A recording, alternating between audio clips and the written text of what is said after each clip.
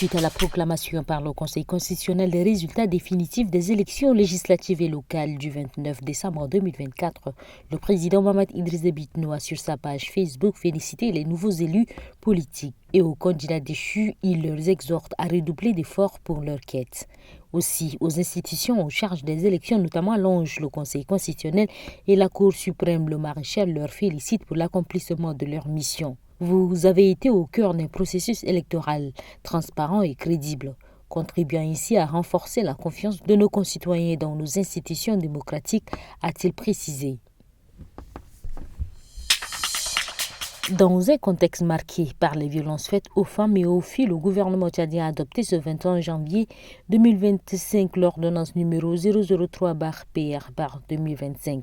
Cette ordonnance vise à renforcer la protection des droits des femmes et des filles en définissant clairement les infractions et les sanctions associées. Les peines pour diverses formes de violence varient de 5 à 10 ans d'emprisonnement accompagnées d'amendes de 500 000 à 5 millions de francs CFA et inclut la privation de l'autorité parentale pour l'auteur. Les violences conjugales et les coups et blessures volontaires peuvent entraîner des peines allant de 6 mois à 20 ans d'emprisonnement. L'ordonnance prohibe également les mariages forcés avec des sanctions similaires et cible les violences sexuelles avec des peines pouvant atteindre 30 ans d'emprisonnement pour les cas les plus graves. La débauche de mineurs et les mutilations génitales féminines sont strictement réprimées, témoignant d'un engagement fort contre ces pratiques. Enfin, des décrets futurs préciseront les modalités d'application de cette ordonnance qui abroge toute disposition antérieure contraire.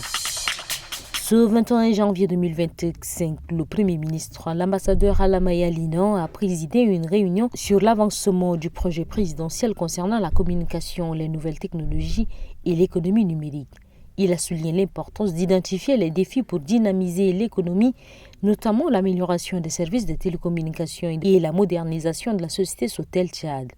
Parmi les projets discutés figurent le déploiement de la fibre optique, la création de centres de données et l'octroi de licences aux opérateurs satellitaires comme Starlink. La réunion a également vu la participation de plusieurs ministres et membres du cabinet.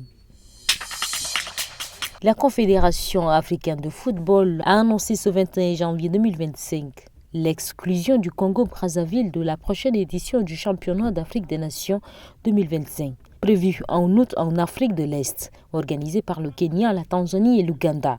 Cette décision fait suite à une plainte officielle de la Guinée équatoriale accusant la Fédération congolaise de football d'avoir aligné un joueur inéligible, Diafet Mankou, lors de 2 matchs entre les deux équipes, ainsi que de ne pas avoir fourni de licence valide pour certains joueurs en violation des règlements.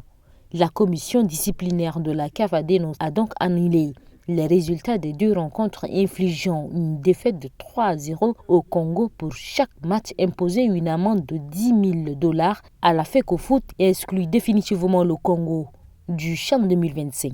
Par conséquent, la Guinée équatoriale est qualifiée automatiquement pour cette édition.